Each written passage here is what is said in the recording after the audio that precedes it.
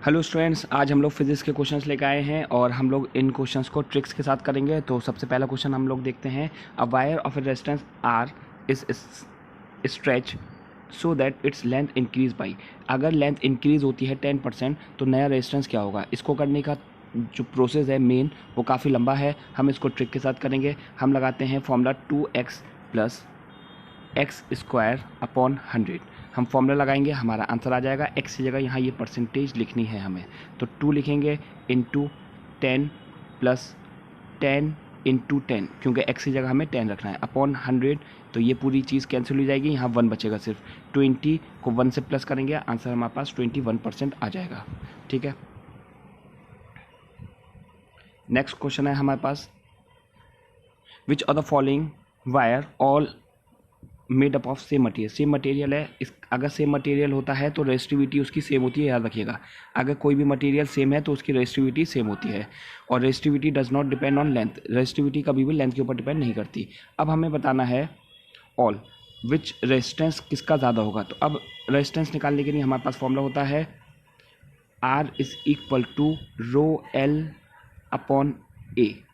क्योंकि इसका ये सेम है तो इसका मतलब सिर्फ R जो होगा वो L अपॉन A के ऊपर डिपेंड करेगा। तो L हमें गिवन है, ये R जो एरिया होगा वो पाई आर स्क्वायर होगा। सबके लिए निकालेंगे, जिसके लिए R की वैल्यू सबसे ज़्यादा होगी वही हमारा आंसर होगा। ठीक है, आप लोग करके बताइएगा आंसर ऑप्शन में मुझे कि इसका क्या है।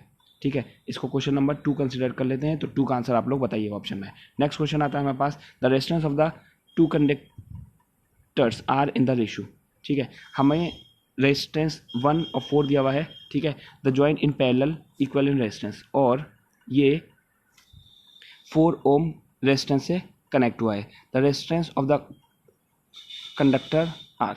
ठीक है, अब ये पूछ रहे हैं कि जो नया रेजिस्टेंस होगा कंडक्टर का वो उसकी रेशियो क्या होगी।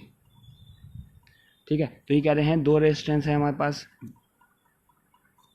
एक की जो रेशियो है उसकी वो 1:4 है।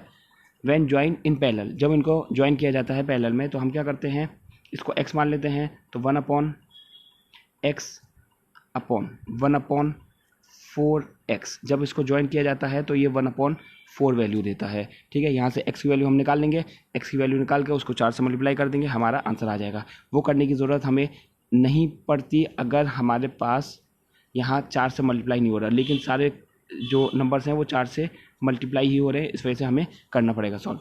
ठीक है, ये वाले क्वेश्चंस अभी आप लोग मत करिएगा क्योंकि इसमें थोड़ा सा प्रॉब्लम है, इस पोटेंशियल डिफरेंस नहीं गिवन है। ठीक है, नेक्स्ट क्वेश्चन आता है हमारे पास, लैम्प इज मार्क्ड 60 वोट। ठीक है, वोट पावर का यूनिट होता है, याद रखिएगा। और हमें पोटेंशियल डिफरेंस दिया हुआ है। अगर हमसे रिलेशन पूछता है पोटेंशियल डिफरेंस और पावर का तो याद रखिएगा फॉर्मूला होता है P = V² अपॉन R।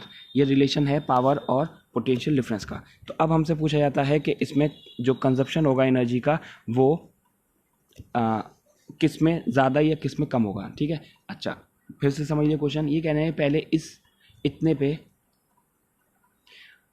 इतने पावर और इतने वोल्ट पे पहले कोई लैंप काम कर रहा था, उसका हमने पोटेंशियल डिफरेंस कम कर दिया। तो क्योंकि पावर डायरेक्टली प्रोपोर्शनल V के है तो अगर हमने पोटेंशियल डिफरेंस कम कर दिया तो इसका मतलब पावर भी कम हो जाएगी, तो आंसर डिक्रीज हो जाएगा इसका, याद रखिएगा। नेक्स्ट क्वेश्चन आता है हमारे पास, an electric lamp is mark. ठीक है, W हमें क्या दिया होता है, इसका मतलब पावर है। पोटेंशियल डिफरेंस हमें V दिया हुआ है ये।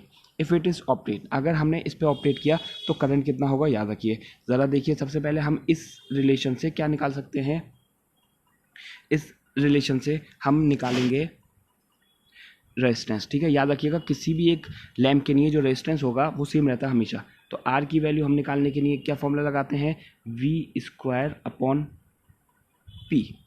ठीक है, रिलेशन आप लोगों को अभी जो मैंने पुराना वाला बताया था उसी को मैंने यूज़ किया है। तो V² की जगह हम क्या लगाएंगे, 240 लगाएंगे इंटू 240। पावर हमें गिवन है ये। ठीक, यहाँ से R की वैल्यू निकाल लेंगे। जब R की वैल्यू आ जाएगी तो अब हमें करंट बताना है। जब R की वैल्यू आ गई तो V = IR होता है। ठीक है, R की वैल्यू हमने यहाँ से निकाली है। ठीक है, और पोटेंशियल डिफरेंस हमें गिवन है। यहाँ ओम्स लॉ क्या से हम I की वैल्यू यहाँ निकाल लेंगे। ठीक है, ये हमें बताना है। आंसर इसका मैं आप लोगों को बता देता हूँ, 0.21 आएगा, B आंसर आएगा इसका, B। नेक्स्ट क्वेश्चन आता है हमारे पास, for a given voltage if resistance is changed. सबसे पहले ये कह रहे हैं रेजिस्टेंस पहले R था, अब वो R/N हो गया है, तो पावर कंज्यूम अब कितनी होगी। ठीक है, तो याद रखिएगा पावर का फॉर्मूला भी मैंने आप लोगों को बताया, V के रिलेशन में होता है V²/R। ठीक है, अब ये कह रहे हैं कि R चेंज होकर क्या बन गया है, R/N बन गया है।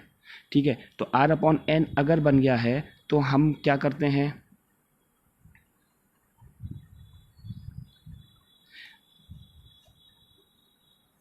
R/N बन गया। ठीक है, R/N, तो हम क्या करते हैं कि P = V² को ऐसे ही लिख देते हैं, और ये हमारे पास R/N आएगा। तो N जब नीचे है तो ऊपर आ जाएगा, इसके साथ मल्टीप्लाई, तो P = V²/R, और N को हम यही लिख देते हैं। ये V²/N हमारे पास पुराना क्या था, P था, तो अब ये न्यू वाला जो पावर है उसमें इसकी जगह P लिख देते हैं। तो P जो न्यू होगा, न्यू वो बराबर NPN के होगा। ठीक है, यहाँ N लिख देते हैं, तो न्यू जो पावर होगी वो बराबर P और N के बराबर होगी। तो आंसर हमारे पास ऑप्शन में PN है हमारा A, तो आंसर हो जाएगा A। ठीक है, नेक्स्ट क्वेश्चन लिखते हैं हम, how many electrons are present. इसमें कितने इलेक्ट्रॉन्स हैं, एटॉमिक नंबर होता है इसका 11, एक इलेक्ट्रॉन निकल गया तो एटॉमिक नंबर हो गया इसका 10। ठीक है, नेक्स्ट क्वेश्चन है नंबर ऑफ इलेक्ट्रॉन्स, इसके पुराने वाले क्वेश्चन में हमारे पास सी आ जाएगा इसका answer. The fraction of sun's energy receive on earth is about. ठीक है, कितनी % एनर्जी अर्थ पे आती है, तो इसका आंसर अगर हम नासा के अकॉर्डिंग देखें तो 71% है। नासा की अभी जो रिसेंट रिपोर्ट आई है उसने कहा कि 71% एनर्जी सन की अर्थ पे आ जाती है, लेकिन अगर हम NCERT के अकॉर्डिंग देखें तो आंसर 47 हो जाएगा। ठीक है, नेक्स्ट क्वेश्चन आता है हमारे पास, Which of the following are the most effective projectiles for initiation of nuclear reaction। अगर हम न्यूक्लियर रिएक्शन को स्टार्ट करना चाहते हैं तो हमारे पास सबसे अच्छी चीज़ उसको इनिशिएट करने के लिए, स्टार्ट करने के लिए क्या है, याद रखिएगा प्रोटॉन है। नेक्स्ट क्वेश्चन आता है हमारे पास, in which of the following nuclear reaction. अगर हमने न्यूक्लियर रिएक्शन किया तो ये जो X है ये क्या है, ज़रा देखिए। मैंने आप लोगों को बताया था कि अगर ये 200 को और ऊपर वाले मासेस को जोड़ेंगे तो 201 बनेगा। इसका मतलब यहाँ भी ऊपर वाली चीज़ जो होगी वो मिलकर 201 बननी चाहिए, क्योंकि ये 197 है तो यहाँ कोई ऐसी चीज़ आनी चाहिए जो कि ऊपर 4 होती, तो ऊपर 4 सिर्फ एक में आ रहा है, हमारे पास आंसर हो जाएगा हीलियम। ठीक है, इस हीलियम एटम जो होता है वही अल्फा पार्टिकल होता है, याद रखिएगा अल्फा पार्टिकल। नेक्स्ट हमारे पास आता है question, in nuclear reactor the moderator is. Moderator कहते हैं एक ऐसी चीज़ जो कि रिएक्शन को कंट्रोल करके रखती है, तो वो हमारा हैवी वाटर होती है, इसका फॉर्मूला होता है D2O। ठीक है, नेक्स्ट आता है, विच of the following is a nuclear fuel. ठीक है, याद रखिएगा सबसे ज़्यादा रेडियो एक्टिव जो होता है वो यूरेनियम समझते हैं कुछ लोग, लेकिन आंसर प्लूटोनियम होता है। ठीक है, प्लूटोनियम हमारा सबसे ज़्यादा रेडियो एक्टिव एलिमेंट है और ये सबसे अच्छा फ्यूल भी होता है न्यूक्लियर के अकॉर्डिंग अगर देखें। नेक्स्ट आता है हमारे पास, process by which the percentage of the percentage of, अगर हम इसकी परसेंटेज को ये कर दें, ठीक है, इसमें हम इंक्रीज कर रहे हैं, ठीक, तो इसको क्या बोलते हैं, हम इसको बोलते हैं इनरिचमेंट। ठीक है, याद रखिएगा इसका आंसर इनरिचमेंट हो जाएगा, मतलब डी इसका आंसर हो जाएगा।